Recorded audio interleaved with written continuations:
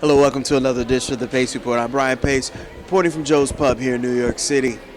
Blessing the band stage tonight for his official record release performance party is vibraphonist and educator and composer Warren Wolf.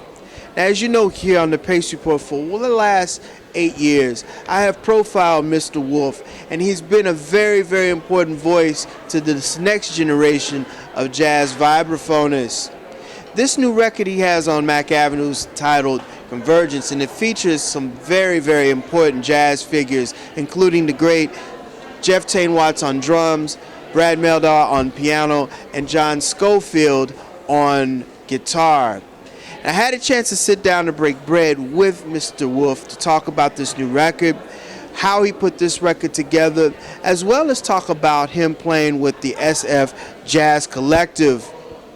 So sit back, relax, and enjoy the sounds of the official record release for Warren Wolf's Convergence. Live here on the Pace Report, reporting live here at Joe's Pub here in New York City.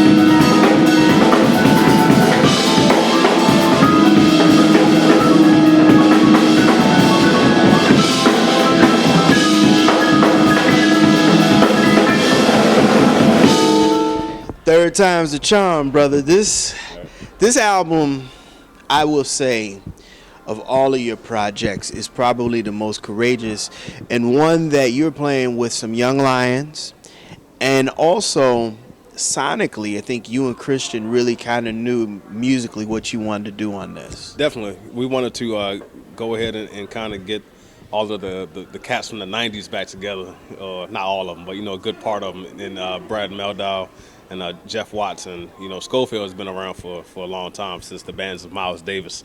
So it's time to come back together and just lay down some good music. Now, why are these musicians? I mean, Brad is a very interesting pianist, as well as, well, we know the legacy that, like you said, Schofield and Tane has done. But why these musicians for this project? Well, I just wanted to choose like the best of the best, I should say, to show the world that Warren Wolf can hang with the legends of the business. That's pretty much it in simple, in short. This album. Let's see. Now you do New Beginnings, which is a Dave Samuels composition, who's one of your mentors, and that's with you and Brad, and there's a kind of chemistry and also kind of a kindred spirit when you hear this song. New Beginning is one of those great tunes I first learned when I was 17 years old, when I first enrolled at Berklee College of Music. I try to bring the whole Gary Burton, Chick Corea type feel to the song. It's funny, when we recorded, Brad asked me, he said, "Warren, how do you want to play this?" And I said, let's just open it up, let's see what's happening. And what you hear on the record is something just very magical, and it's a sense of, it feels like a relationship that was, has been there forever. One of the things that I've been saying about the pulse of jazz and what musicians need to do is play music that's very contemporary and of their generation, of our generation. And one of the songs that really knocked me off was your rendition of Stevie Wonder's "Knock Me Off My Feet." And I have to say, it's very soulful and it swings also. Man, one of my favorite songs ever. I got the idea of doing a song like that. It was one of Nicholas Payton's earlier records called "Dear Lewis." He did a tune titled "On the Sunny Side of the Street," and he had Diane Reeves singing on this track. But he totally just took the song from the regular major key of it and flipped it around into a nice, dark, sexy type key. So I wanted to do the same thing with "Knocks Me Off My Feet." Instead of having the song at an up-tempo version, I slowed it down, switched the moods around a little bit, made a different time signature for part of the song. I just wanted to show that I can do some pop music too, because it's very much a part of who I am. And I'm glad you said that, because jazz is interpreted by anybody and anyone, and hearing Mr. Wonder's music in this light is going to probably bring a whole nother legion of fans to not only what you're trying to do, but just an appreciation for Mr. Wonder. Definitely. People need to realize how much of a great composer he is. He has all those classic songs like "Overjoyed," again, "Knocks Me Off My Feet," "Isn't She Lovely?" These are songs that a lot of people in jazz have been switching over, to our music. They've been swinging it or doing whatever you want. But these are timeless classics that has jazz chords, jazz variations to it. So, Stevie Wonder is a great musician, and I just want to show my respect to him. John Schofield is a very important guitarist. He brought a very unique voice to the music and the idiom of jazz, and I wanted to understand from your perspective what it is like recording and actually playing with Schofield, and what did he do to you musically? Man, John Schofield was one of the first guys that I ever witnessed visually. When I was a little kid, my dad, he bought these DCI instructional home videos for me. The videos were all of Dennis Chambers' videotapes, one called "In the Pocket" and another one called "Serious Moves," all on VHS a long time ago. So that band that Dennis focused on in his instructional videos was John Schofield's band from the 80s, which featured Jim Beard on keyboard and Gary Granger on electric bass. So hearing how they molded together as a jazz group but playing fusion, and that inspired me to ask him to do this record, to perform a piece of mine called "Havoc, Number 2." That's actually kind of like a tribute to one of his songs that he recorded with that band called Trim. It has a lot of hits for the drummer, as such. You heard with Lee Pearson, but back then you heard all these hits from Dennis Chambers. So John Schofield was like one of the many ones who actually got me started. Not per se, he didn't really I didn't know him, but hearing him and his bands, that got me started playing this music. Now, Christian McBride had a very big important part. He's co-producer of this record along with yourself. And he knew these guys, and I'm assuming that this was like your wish list of musicians you wanted to play with. Definitely. Christian always. He's blessed me with his presence on 3 records total. For him to make the call and call Brad for me, and call Tane and John, it was just a tremendous feeling to be in the studio with those guys and make music with them.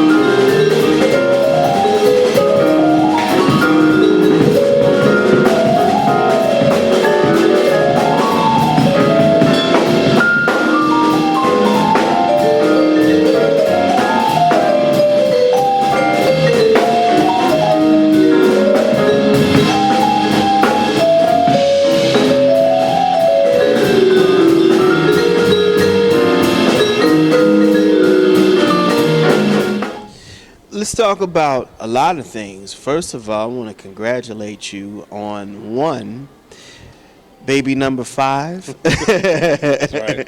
My baby, her name is Zoe Phoenix Wolf, and she's about 2 months now, and it's the 5th and final edition. I have my starting lineup, and I'm all done.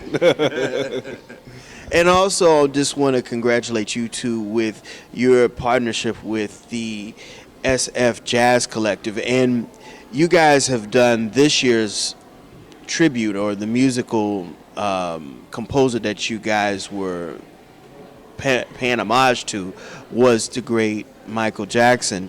And I want to ask you about what is the SF Jazz Collective? How did it start? And why do you guys choose a particular artist or composer to pay homage to when you guys tour? Well, what we do, we try to pick a composers who are like the masters of the music. So we pick artists from John Coltrane, Horace Silver, Thelonious Monk, and many others. McCoy Tyner. We've done all of those artists. But then a few years ago, even though I wasn't in the band at the time, they decided to pick Stevie Wonder, which was very successful. You know, a lot of people, they like hearing that music, and so we decided to try it again and go back and do the music of Michael Jackson. How the band works, every season we have 16 new pieces of music that we rehearse. We have eight original pieces, and then we have eight pieces of that chosen composer. And we get together every October and we rehearse. And at the end of our residency in San Francisco, we record a live CD over 4 nights. And then we go out on tour a few months later for about a month, and we perform that music for everybody. I mean, you got some stellar musicians in this band. I mean, you got Miguel Zenon, Daviv Sanchez, Sean Jones. He's a Gemini. Yeah. I'm a Gemini. Good brother. Got Robin Eubanks on trombone. You got Edward Simon on piano. Matt Penman on bass, and Obed Calvert on this on drums. I mean, this collective really is a hodgepodge of an international front, but also your styles are just very different, and you guys really mesh with this. That's why it's a big collective. You know, everybody comes together, and we bring all of our thoughts and talents into one band. As Sean Jones calls it, he likes to call the band like one big mad scientist. Okay. You know, everybody's coming from different styles. Yeah, Miguel and David, they're bringing styles from the Caribbean, you know, the Latin flavor to the band. You have myself, who pretty much I like to keep it smooth and pretty. And then you have, Robert Eubanks. He brings the funk out in the band. Obed, he's hammering back there on the drums. He brings like the R&B side of it. So all of the stuff coming together is a big mashup, and it works.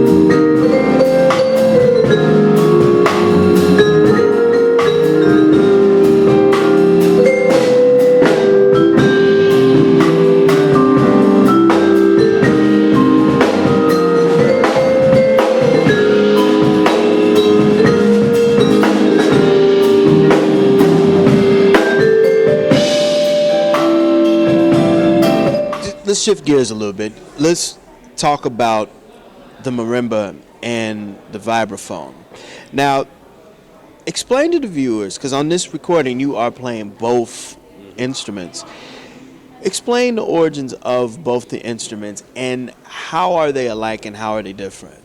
Well, the one reason they're alike, they're definitely like a keyboard instrument, like very similar to the piano, except you're not striking the vibraphone or marimba with your fingers. You're hitting the instrument with a mallet that's wrapped with yarn around it very tightly to get a nice, decent sound.